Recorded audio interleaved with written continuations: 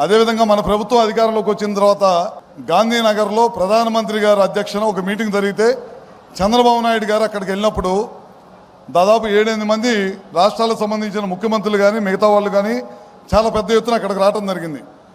ఒక్క చంద్రబాబు నాయుడు గారే అక్కడ నిలబడి పవర్ పాయింట్ ప్రజెంటేషన్ ఇచ్చిన ముఖ్యమంత్రి ఈ దేశంలో ఎవరైనా ఉన్నారంటే అది చంద్రబాబు నాయుడు గారు అని చెప్పడంలో ఏమాత్రం కూడా సందేహం లేదని చెప్తా ఉన్నాను.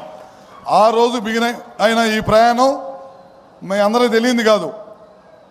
మనం రాష్ట్ర విభజన అయిన తర్వాత తెలుగుదేశం పార్టీ అధికారంకి వచ్చిన తర్వాత 7,000 మెగావాట్లు సోలార్ విద్యుత్తుని విండుని ఈ ప్రాంతానికి తీసుకొచ్చాం. రాయలసీమ ప్రాంతంలో మనం పెట్టాం.